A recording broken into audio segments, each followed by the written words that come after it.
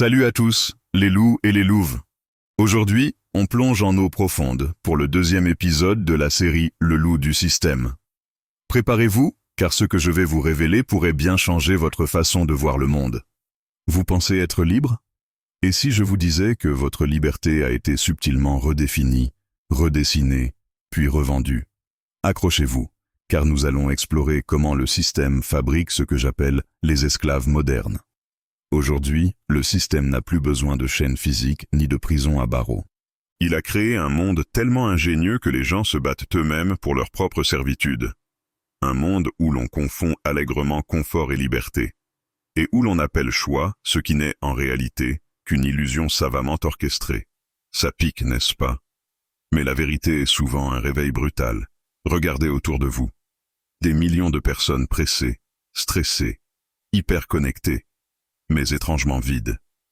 On vous a appris à courir, pas à réfléchir profondément, à produire sans relâche, pas à créer avec passion, à consommer sans limite, pas à comprendre la valeur réelle. Et le plus fou, c'est que la plupart d'entre nous trouvent ça normal. Pourquoi? Parce que tout le monde semble faire pareil. Mais voici la vérité. La voilà. Le système n'a pas besoin de forcer les gens à obéir. Il leur suffit de les convaincre, avec brio, que leur prison est en fait un endroit confortable et désirable. Une cage dorée, si vous voulez. Commençons par le commencement. L'école du système. Dès notre plus jeune âge, on nous a appris à suivre les consignes à la lettre, à lever la main pour avoir le droit de parler, à demander la permission pour exister et s'exprimer.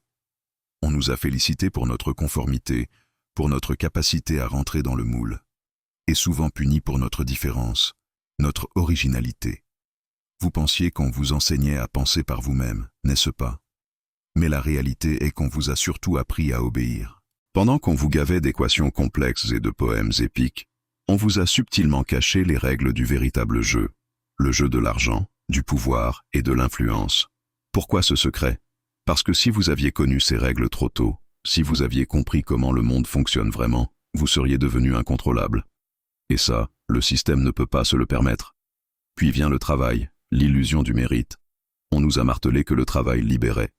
Mais le travail moderne, tel qu'il est souvent conçu, est une forme sophistiquée de servitude. Vous échangez votre temps précieux contre un salaire qui peine souvent à couvrir vos besoins. Votre créativité innée contre une sécurité précaire. Votre énergie vitale contre une illusion de stabilité.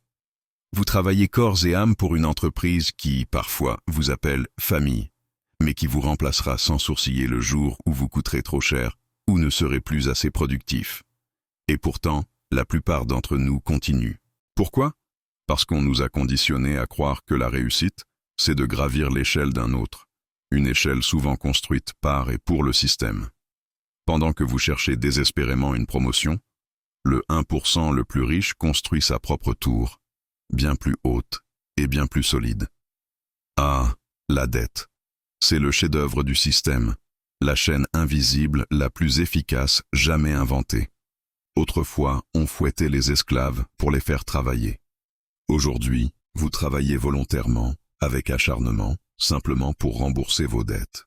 Vous vous endettez pour vos études, pour vivre, pour vous habiller, pour acheter la dernière voiture, pour montrer aux autres que vous réussissez et que vous êtes à la hauteur. Mais plus vous dépensez, plus vous vous endettez, et plus vous dépendez. Et le système vous sourit, un sourire carnassier, parce qu'il sait que plus vous devez, plus vous appartenez. Chaque mois, votre salaire arrive et repart avant même que vous l'ayez vraiment touché.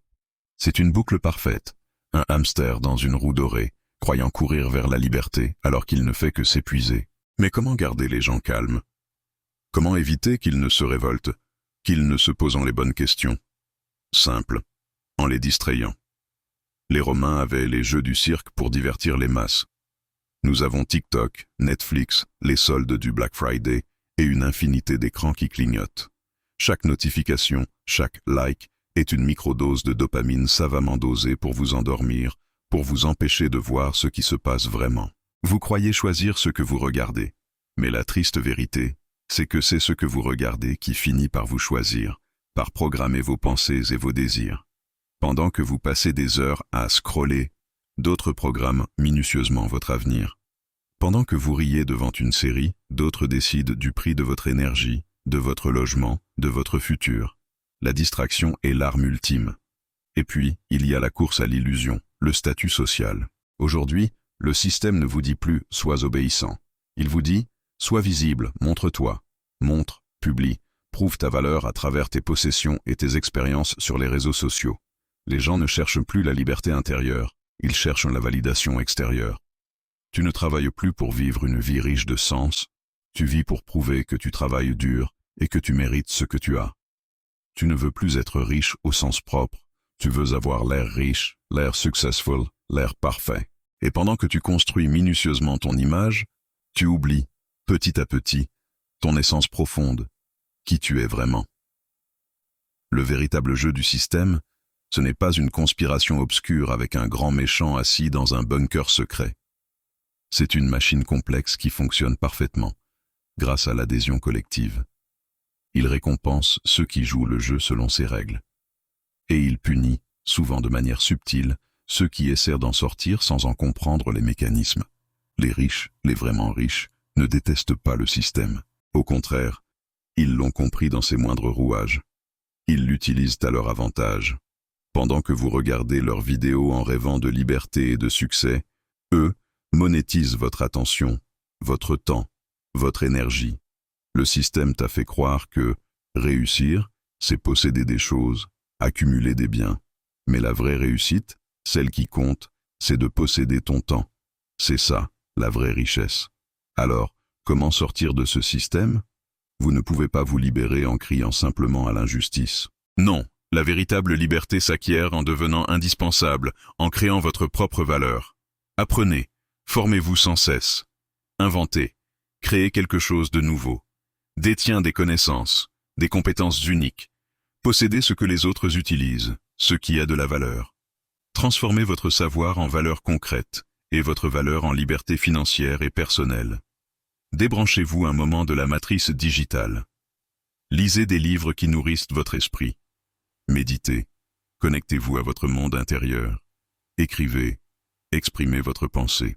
Reprenez le contrôle de votre attention, car là où va votre attention, va votre énergie, et là où va votre énergie, va votre vie.